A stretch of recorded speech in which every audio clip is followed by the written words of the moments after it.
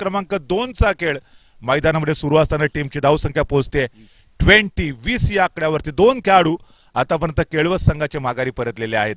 चांगलं पुनरागमन केलंय इथे बोरीचा माळ या टीमने. संभवता षटकातला शेवटचा बॉल ऑन साइडला ड्राईव्ह केलंय. लॉंगॉनला क्षेत्ररक्षक आहे.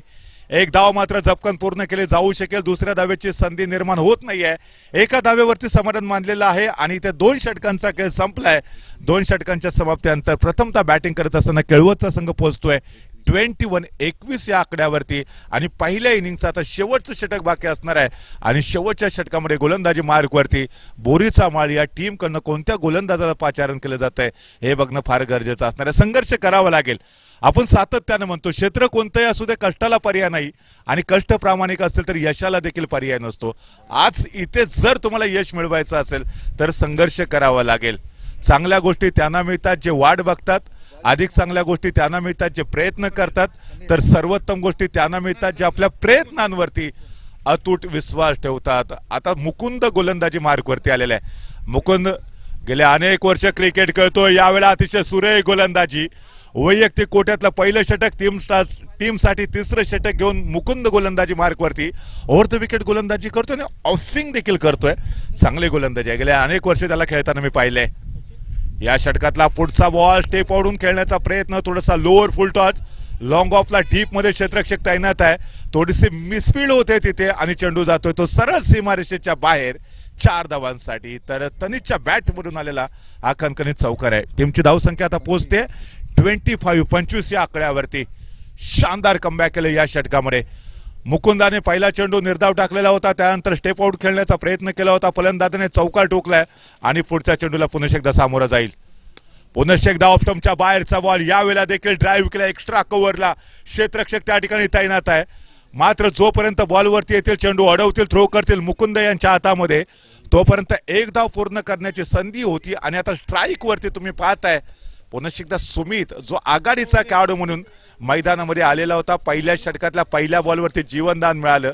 दुसऱ्या षटकातल्या पहिल्या बॉलवरती देखील जीवनदान मिळालं आणि त्यानंतर तिसऱ्या षटकामध्ये तो आता पहिल्यांदा मुकुंदाला सामोरा जातोय. लेग स्टंपच्या बाहेरचा बॉल. यावेळेला पंच आमच्या दिशेने वळतायत. मिस्टर एक्स्ट्राचा इशारा करतायत. एक अवांतर धावेची भर धावफलकामध्ये पडते. एकेरी धावेच्या मदतीने टीमची धावसंख्या आता पोहोचते 27 नक्षत्र तुम्हाला माहिती आहेत आणि यावेळेला संभवता बॅटची बाहेरची कडा नाही आहे. इथे ऑफस्टंपच्या खूपच बाहेर चेंडू ट्रॅव्हल झालेला आहे. पंचांकडे दाद मागण्याचा प्रयत्न केला जातोय परंतु पंच तटस्थ आहेत. राजेश हुमने सर असतील या संपूर्ण स्पर्धेसाठी ते पंचांच्या भूमिकेमध्ये आपल्याला पाहायला भेटतात. तर योगेश टेमकर हे देखील नॉन स्ट्राईक मार्कवरती पंचांच्या भूमिकेमध्ये आपल्याला पाहायला भेटेल. खेड तालुक्यातून बिलॉंग करणारे हे आमचे मित्र आज पंचांच्या भूमिकेमध्ये आहेत. दरम्यान सिंगल धाव दुसऱ्या धावेचा प्रयत्न इथे होऊ शकेल नो डाऊट आणि दुहेरी धाव देखील इथे कंप्लीट केली जाते. तर या दुहेरी धावेच्या मदतीने धावसंख्या पोहोचते 29. टॉस जिंकलेला होता बोरीचा माळ संघाने. पहिल्यांदा फिल्डिंग करण्याचा घेतलेला निर्णय. केळवस संघ प्रथम फलंदाजी करत असताना आतापर्यंत 29 धावा बनवल्यात. यावेळेला शानदार स्ट्रोक. क्षेत्ररक्षक थोडासा दूर आहे. चेंडू जातोय आउट ऑफ द पार्क 6 धावांसाठी. सुमितच्या बॅट मधून आलेला खणखणी षटकार होता. मुकुंदावरती केलेलं हे जोरदार आक्रमण. सुमितला माहिती होतं शेवटचा बॉल होता. जोरदार फटका खेळायचा होता आणि सामन्याचा बघा पहिल्या इनिंगचा समारोप हा षटकाराने केलेला आहे. सो या 6 धावांच्या मदतीने टीमची धावसंख्या पोहोचते 35 या आकड्यावरती आणि सामना जिंक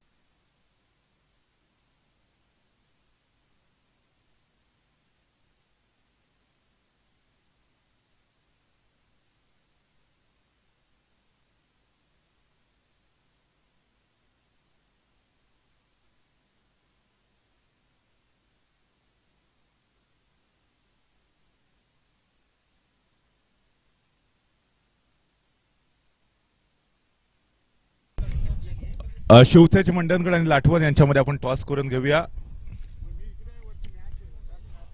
सोफियन दादा ज्यांच्या शुभ हस्ते आपण टॉस करतो. एकीकडे असणारा लाठवण संघाचा कॅप्टन तर दुसरीकडे शिवतेज मंडणगड या संघाचा कॅप्टनला देखील तुम्ही पाहताय. सो महत्वाचा सामना असेल. पुन्हा एकदा जो नेक्स्ट सामना असेल तो देखील दोन्ही टीमसाठी संघाने डिसिजन पेंडिंग आहे. लाठवण टीम तुमचा डिसिजन लवकरात लवकर कळवायचा आहे आणि हा सामना समाप्त झाला रे झाला की लगेचच दुसऱ्या सामन्याला आपण आरंभ करणार आहोत. कोणताही ब्रेक वगैरे घ्यायचा नाहीये. चालू मॅच मध्ये मॅन ऑफ द मॅचचा मानकरी कोण ठरतोय याच्यावरती देखील आपल्या सर्वांच्या नजरा असतील. फलंदाजीचा जर विचार केला तर 36 धावांचं आव्हान घेऊन फलंदाजी मार्कवरती उमेशजी सापटे आणि त्यांची साथ देण्यासाठी तुम्ही नॉन स्ट्राईक मार्कवरती पाहताय.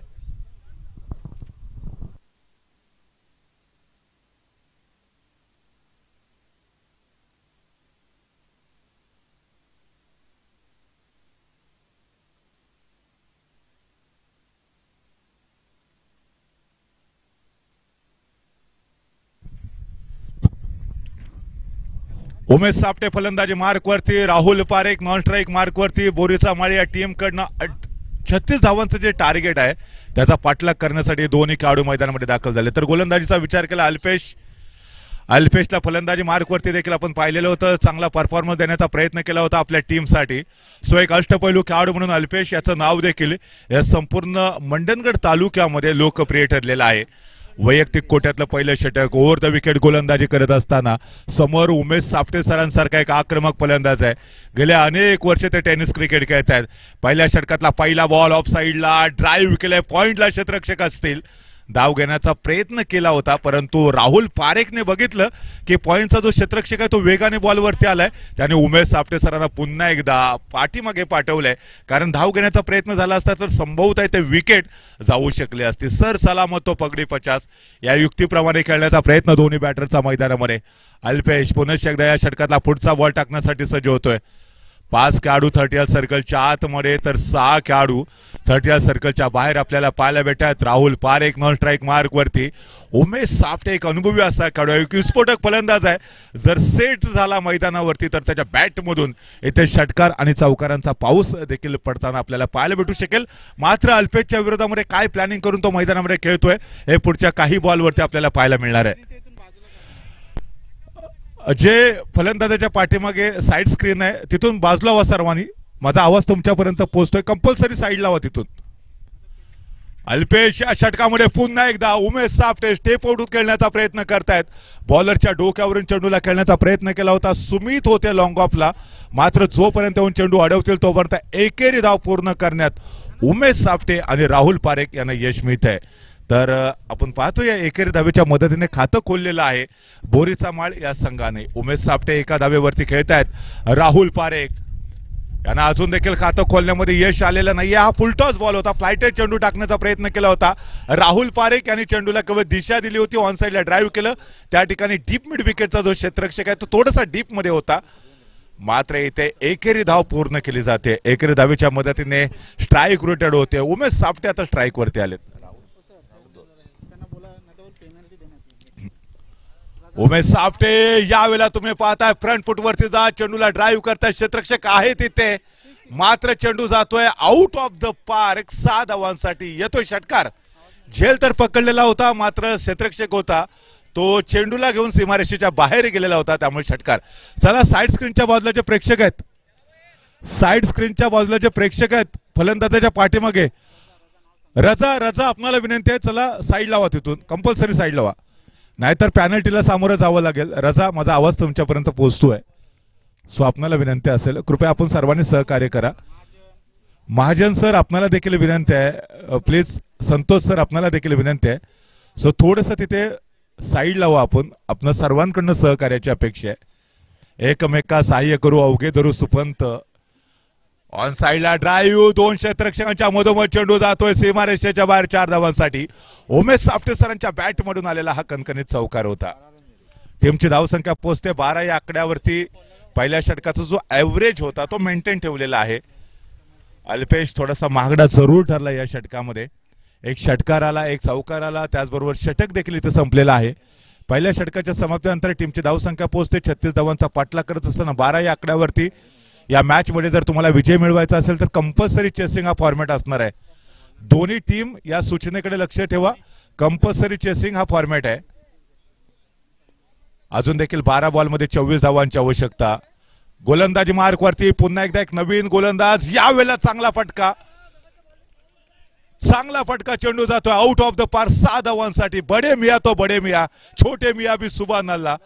पहिल्या ओव्हर मध्ये उमेश सापटे यांचा झंझावात, त्यानंतर राहुल पारेख हा देखील उमेश सापटे यांच्या पावलावरती पाऊल टाकत आक्रमक पवित्रा घेतोय.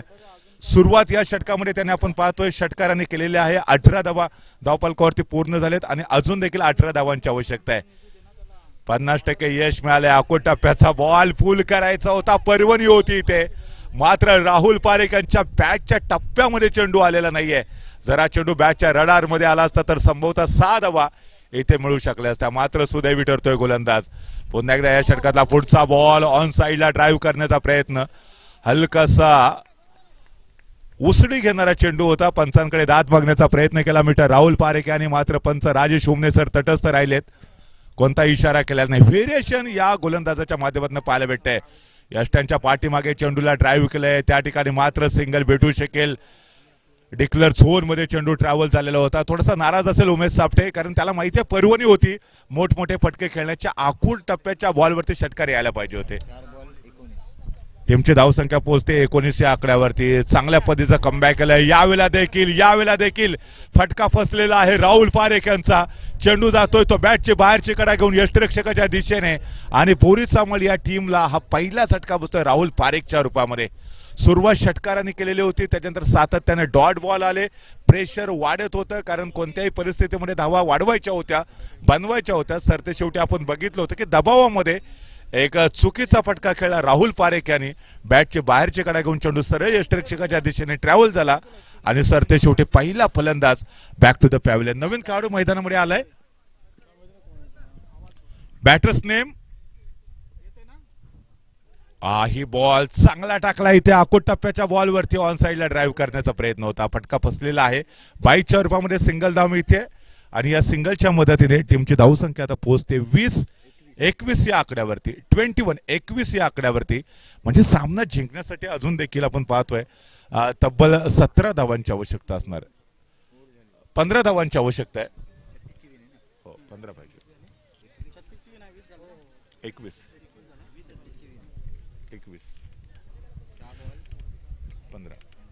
6 बॉल मध्ये 15 धावांची आवश्यकता. गोलंदाजीचा विचार केला तर सुमित यांच्या हातामध्ये चेंडू सुपूर्द केलेला आहे.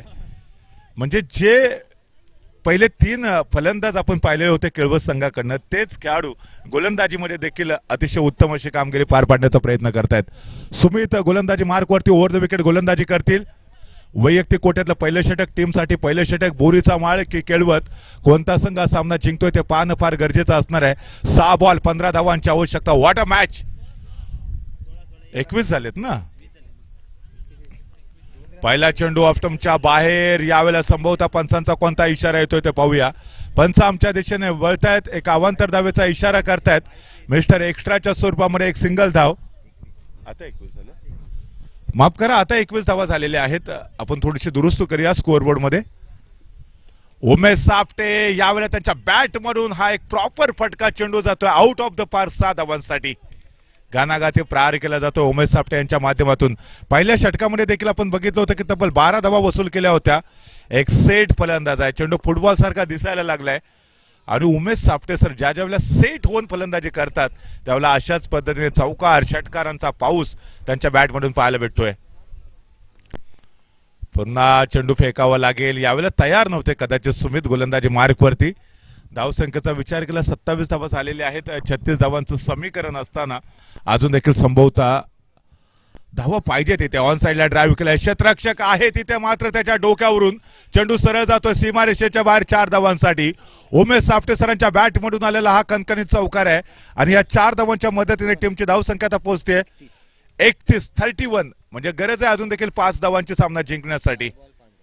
4 बॉलमध्ये 5 धावा बनवायच्या आहेत. उमेश सापटे सेट फलंदाज मैदानामध्ये आहेत. तोपर्यंत बोरीचा मळ संघाला आशा आहे, अपेक्षा आहे सामना जिंकण्याच्या. पुन्हा एकदा ऑन साइडला ड्राईव्ह करण्याचा प्रयत्न. यावेळेला चेंडू जातोय तो पुन्हा एकदा डीप फाईन लेगला. त्या ठिकाणी पंच आहे ते लेग बायचा इशारा करतायत, आणि लेग बायच्या स्वरूपामध्ये किती धावा येत आहेत, सिंगल की डबल. पंच किती आहेत, सिंगल आहेत ना तिथे, एक सिंगल धाव आहे. तर सिंगलच्या मदतीने आता 32 आकड्यापर्यंत मजल मारलेल्या बोरीचा मळ संघाने 3 बॉलमध्ये 4 धावांची गरज आहे.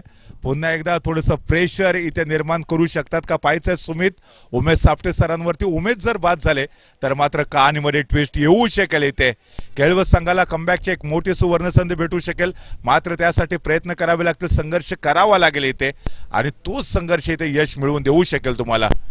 अकोट टप्प्याच्या बॉलवरती पुन्हा एकदा पूल केला. यावेळेला सक्सेसफुल होत नाहीयेत.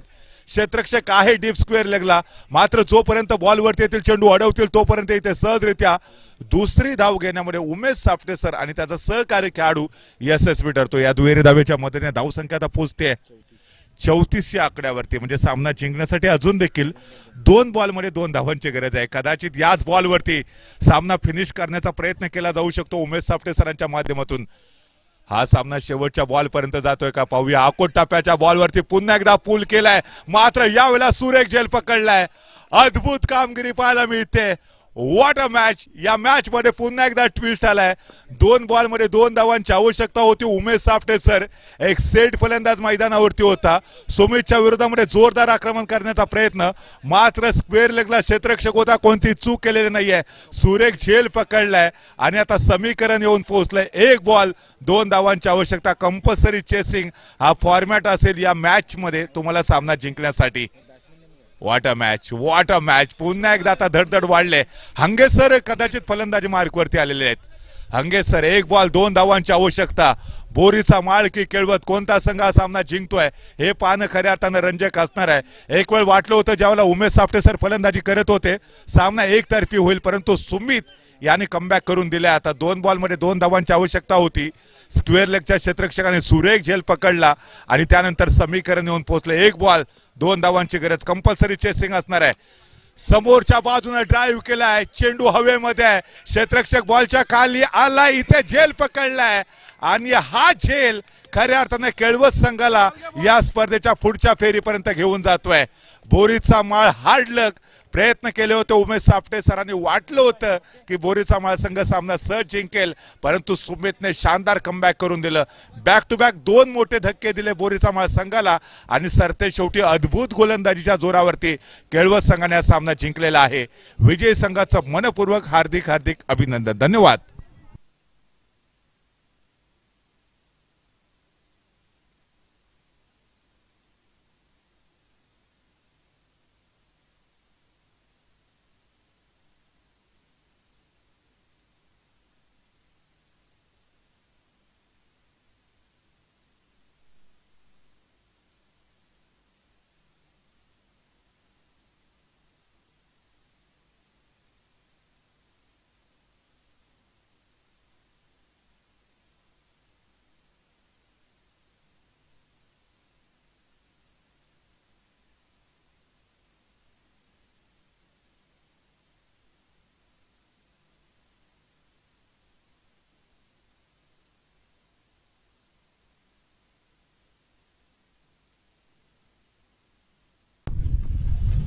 सो बॉयज अँड जेंटलमॅन, जाऊया या मॅच मध्ये मॅन ऑफ द मॅचचा मानकरी ठरलेला खेळाडू आहे त्याला आपण सन्मानित करतोय आणि या मॅच मध्ये मॅन ऑफ द मॅचचा मानकरी ठरतोय शेवटच्या षटकामध्ये बॅक टू बॅक 2 विकेट घेत केळवत संघाला विजय प्राप्त करून देणारा मिस्टर सुमित आपण ठरलेला मॅन ऑफ द मॅचचे मानकरी। सुमित, आपल्याला विनंती आहे आपण मॅन ऑफ द मॅचची ट्रॉफी घेण्यासाठी व्यासपीठाकडे यायचं आहे। मी आदरणीय विनोद दादा जाधव आपल्याला नम्रतेची विनंती करणार आहे। आपल्या शुभ हस्ते सुमित यांना मॅन ऑफ द मॅचची ट्रॉफी आपण प्रदान करणार आहोत। सो सुमित, आपल्याला नम्रतेची विनंती आहे आपण लवकरात लवकर व्यासपीठाकडे यायचं आहे आणि मॅन ऑफ द मॅचची ट्रॉफी स्वीकारायची आहे। अद्भुत कामगिरी मिस्टर सुमित यांची।